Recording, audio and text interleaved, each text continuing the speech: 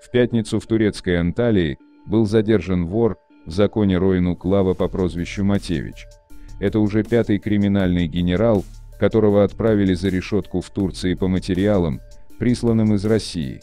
По словам источника, Уклава пришел за продлением вид на жительство, когда на него неожиданно надели наручники и отправили в депортационную тюрьму. Там же сейчас находятся еще 4 законника, ранее задержанных в Анталии: Элгуджи Туркадзе, Хусейн Ахмадов, Владимир Жураковский, Атари Таточи. Как уже мы сообщали, в ходе разбирательств, после задержания 4 воров в законе выяснилось, что турецкие власти действовали в связи с неким документом, поступившим из России. Документ этот создан Федеральная служба безопасности Российской Федерации, и в нем перечень лиц, которые, по данным Москвы, якобы представляют угрозу безопасности Турецкой Республики, а также представляют угрозу целостности Турецкой Республики. Сегодня в Москву из мест заключения досрочно вернулся 62-летний вор в законе Андрей Вознесенский, он же Беляев, более известный в криминальных кругах как Хобот или Андрей Питерский. Напомним, в июле 2021 года ранее 7 раз судимый законник был приговорен Ленинским райсудом Тулы к 6,5 годам особого режима за покушение на мошенничество в особо крупном размере. По нашим данным, назначенный срок, истекавший в январе 2027 года, криминальный генерал отбывал в одной из колоний Удмуртии. По словам источника, причиной досрочного освобождения Беляева стало ухудшение зрения.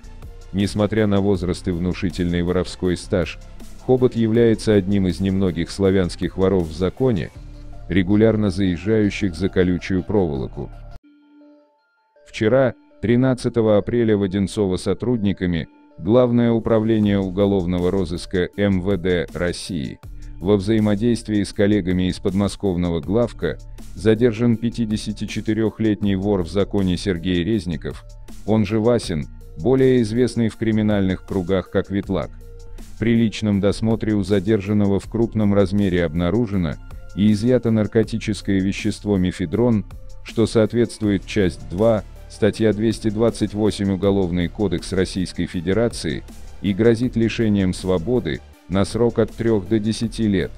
Сергей Васин, коронованный в 2013 году по рекомендации люберецкого вора в законе Сливы, все свои 4 предыдущие судимости получил еще по Советскому уголовному кодексу и после освобождения в 2001 году за решетку не попадал.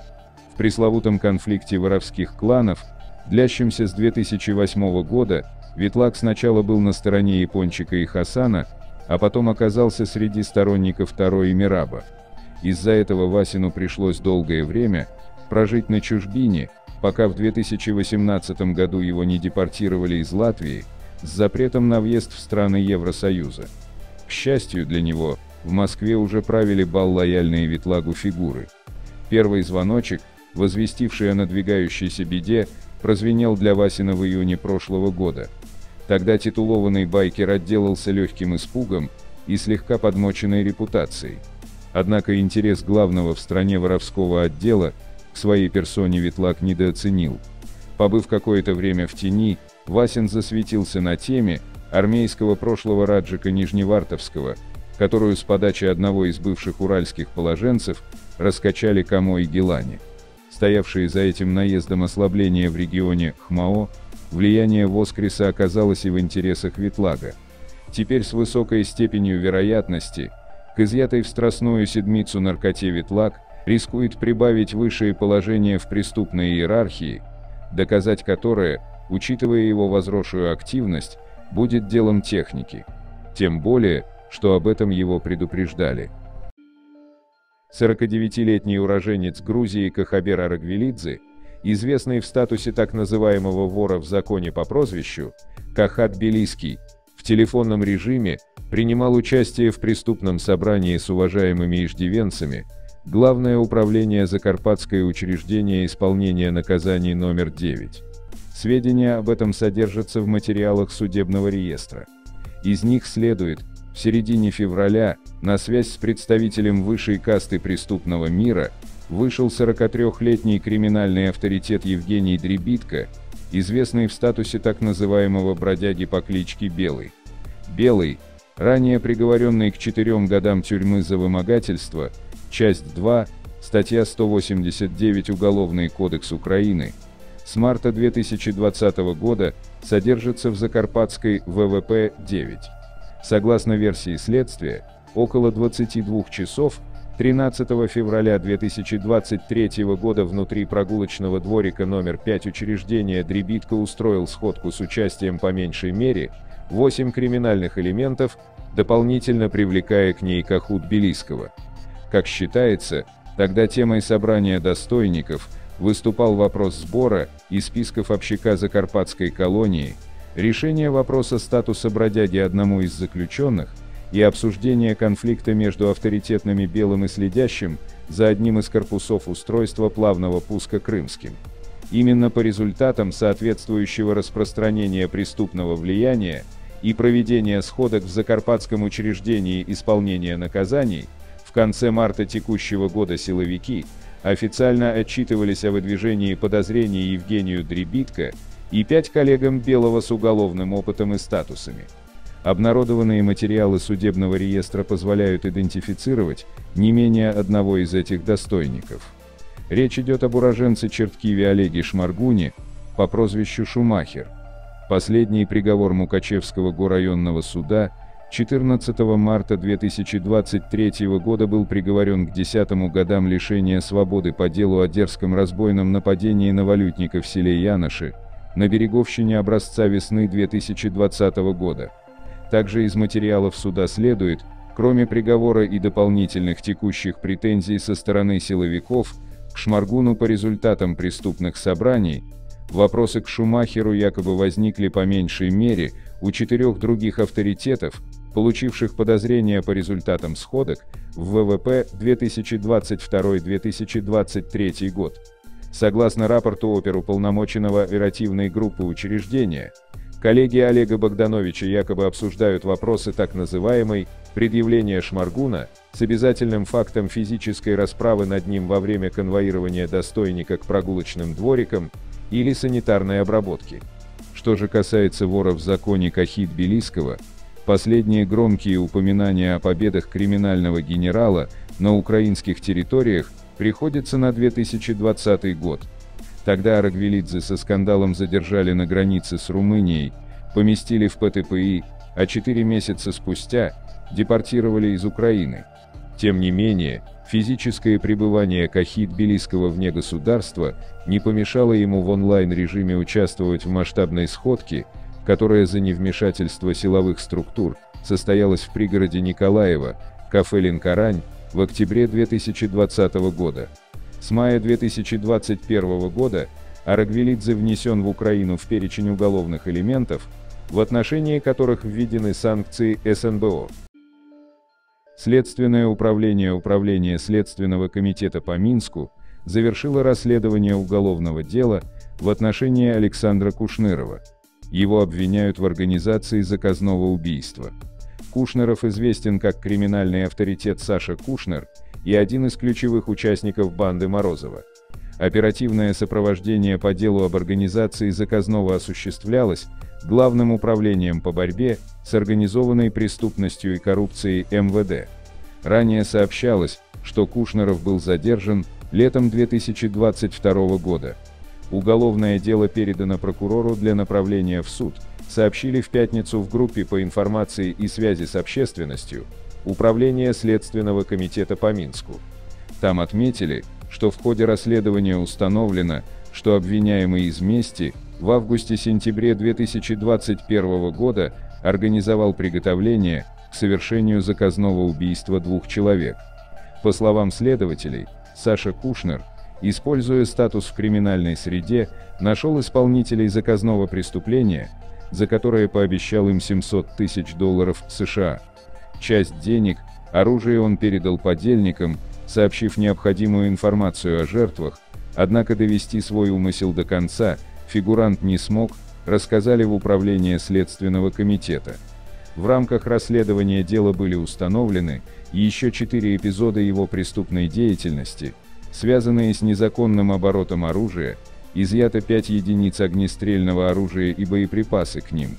Действия 56-летнего, ранее неоднократно судимого Александра Кушнырова квалифицированы по часть 1 статья 13, параграф 1, 12, 15, 16 часть 2, статья 139, приготовление к убийству, по найму, группой лиц, лицом, ранее совершившим убийство, а также по часть 3 статья 295, незаконные приобретения, хранение, перевозка, передача во владение, ношение огнестрельного оружия и боеприпасов, совершенные повторно, Уголовного кодекса, сообщили в Управление Следственного комитета.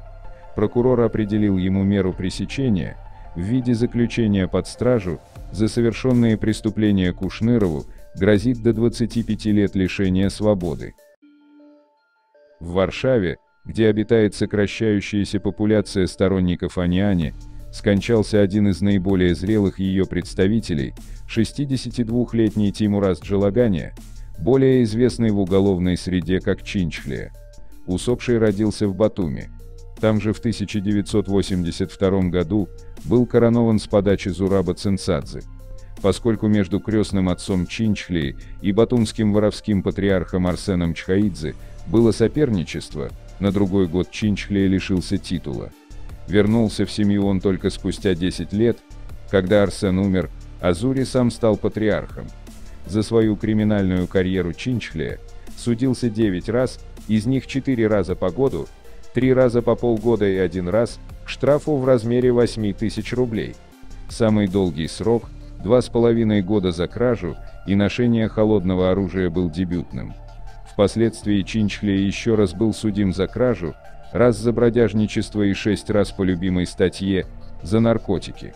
В 2008 году на сходке сочувствующих Аниани Чинчхле, чтобы скрыть от нагрянувших полицейских свое наркоопьянение, сначала полирнул его коньяком, а потом за компанию с другими горячими головами освежился в прохладных водах Клязьминского водохранилища, едва не утонув.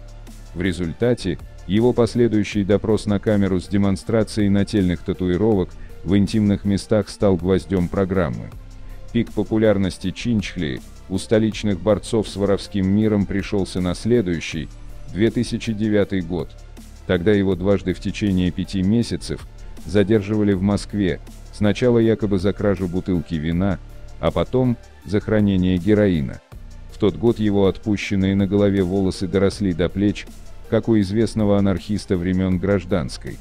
В таком экстравагантном обличии Чинчхле таки со 2-го раза на полгода заехал в Бутырку. Во время задержания в Минске в 2014-м у его прически уже не было ни намека на элитарность. В последний раз вор в законе попал на страницы светской хроники в 2017 году, когда угодил в Италии под горячую руку Мамуки Апакия. Когда месяц назад под горячую руку Аниани попал Мамула, Чинчхле там тоже был, но уже не в центре внимания. Несмотря на внушительный воровской стаж, Тимураз был вором средней руки, таким же, впрочем, как и все теперешние друзья Таро, у которого их еще на одного стало меньше. Георгия Углаву, известного в криминальных кругах как вор в законе Тахи, 27 апреля приговорили к 18 годам колонии строгого режима и штрафу в размере 100 тысяч рублей за организацию преступной группировки, которая орудовала в Забайкалье более 10 лет. Наказание исчисляется с 1 февраля 2015 года. До судебного заседания Тахи попросил вызвать скорую помощь и не присутствовал на оглашении приговора. Ранее прокурор запрашивал Георгию Углаве 22 года лишения свободы и штраф в размере 3 миллионов рублей. Напомним, уголовное дело состояло из около 200 томов. Георгий Углава обвинялся в организации преступной группировки, которая за более 10 лет существования совершила свыше 160 преступлений на территории Забайкалья. По информации правоохранителей, банда Тахи занималась вымогательствами в особо крупном размере, мошенничеством, кражами, грабежами, разбоями и угонами. В большинстве районов региона Были созданы структурные подразделения и назначены их руководители. Обвинение полагает, что в одно из таких входили 22 человека, которые вымогали деньги у военнослужащих в Улетовском районе. Известно о 50 фактах нарушений закона, в результате которых пострадавшие потеряли 3,2 миллиона рублей. Ранее всех участников ОПГ осудили за преступление. Спасибо за просмотр. Ставьте лайк, подпишитесь на канал, для получения оповещения новых видео нажмите на колокольчик.